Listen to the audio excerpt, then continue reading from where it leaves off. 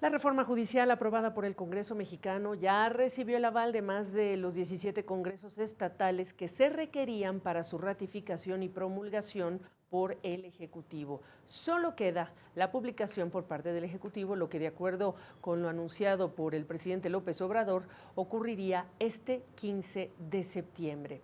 Y esta tarde, por cierto, la Comisión Interamericana de Derechos Humanos advirtió en un comunicado de posibles afectaciones en la independencia judicial, el acceso a la justicia y el Estado de Derecho. Otro de los pronunciamientos recibidos en torno a esta polémica reforma al sistema de justicia. Ya me acompaña Sergio López Ayón, experto del Instituto de Investigaciones Jurídicas de la UNAM. Qué gusto saludarte. Gracias por la oportunidad de entender a través tuyo las dudas que ahora son muy importantes, pertinentes. ¿Qué va a seguir? ¿Qué sigue después de lo que ha ocurrido hasta ahora en términos del proceso de implementación?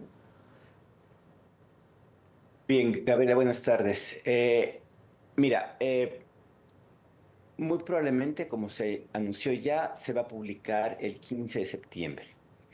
El siguiente paso es el Senado tiene que emitir una convocatoria dentro de los dentro de los 30 días siguientes, es decir, en un mes tiene que emitir la convocatoria y eso arranca el proceso de elección, bueno, selección primero de los candidatos a ser jueces, magistrados, ministros a nivel federal, que tendrá que concluir en una elección en junio de 2025, donde se van a elegir a los ministros, a los magistrados del Tribunal Electoral, a los magistrados y jueces federales y a los miembros del Consejo del órgano de Administración Judicial y del Tribunal de Disciplina Militar.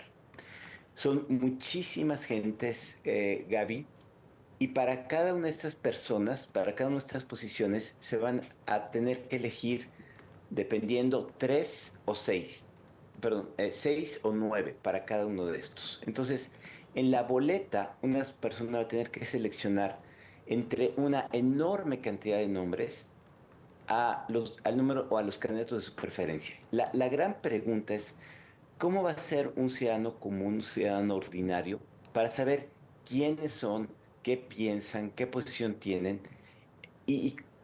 Me explico, este proceso ya más fino de la elección entre tantos candidatos, donde vas a saber cuáles vienen del Ejecutivo, cuáles vienen del Legislativo, cuáles vienen del Judicial, pero más allá de eso no vas a tener más que una lista de nombres que no creo que nos van a decir Claro. mucho. Y entonces uno se pregunta cuál es la lógica de la elección popular en ese sentido.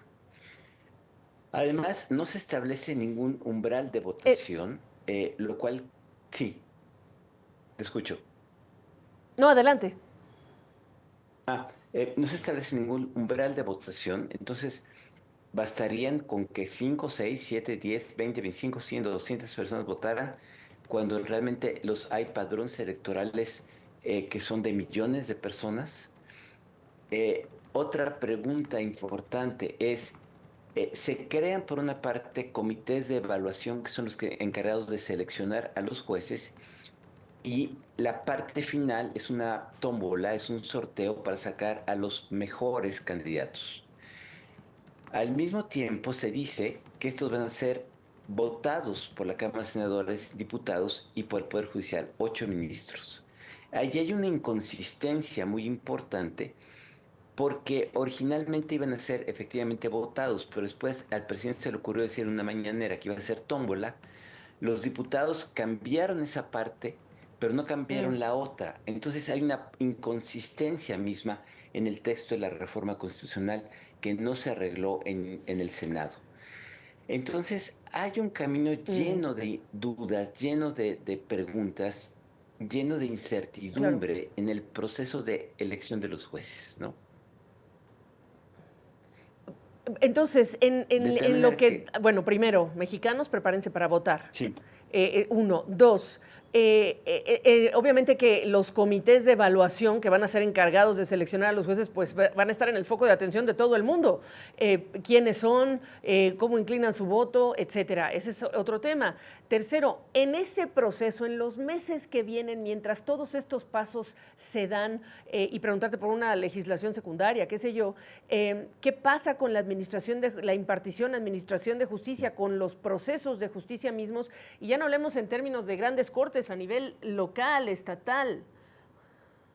Bueno, es que, perdón, ahí hay otro elemento muy importante, Gaby.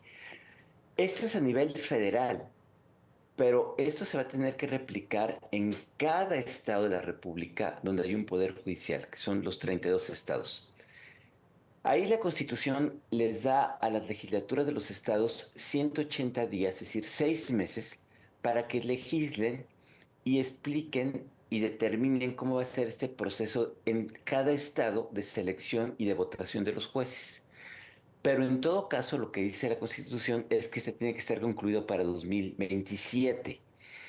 Entonces, cada estado puede elegir, digamos, bajo qué reglas y bajo qué condiciones va a seleccionar a los jueces y después a ponerlos a votación, pero también ahí hay una gran pregunta y es cómo, cuándo y con qué condiciones lo van a hacer.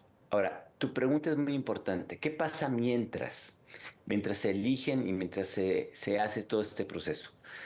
La Constitución no dice nada y supone que va a seguir funcionando como todos los días, pero me parece que esto es un supuesto que no se va a sostener por ningún lado, porque imagínate o imagínense quienes nos escuchan, en qué posición van a quedar los jueces que ya saben que van a ser o electos o no electos, van a haber renunciado o no van a haber renunciado, y entonces entramos básicamente en un periodo en el que yo creo que lo que va a suceder es que se va a quedar la justicia parada, digamos, sin Bien, resolver por varios meses mientras se resuelve todo este proceso. sí, claro. Y cuando lleguen los nuevos jueces, pues van a Hoy, tener que empezar a conocer los expedientes, ¿no? Van a tener que empezar a conocer toda esta situación. Entonces, exacto, lo que me exacto. parece que vamos a empezar es una Eh, gran turbulencia, una gran disrupción en la operación cotidiana de los tribunales que no solo tratan los asuntos sí, penales, que tratan los asuntos civiles, familiares, mercantiles, laborales. Es decir, el bueno. país entero, el sistema de eh, justicia del país va a entrar en un proceso muy complicado de varios meses. Oye, te conmino a que regreses pronto porque hay que desmenuzar, es un tema muy complejo, son muchas partes, es histórico y es crítico para un Así es. país de alta impunidad desde hace mucho tiempo. Te agradezco la oportunidad de este análisis.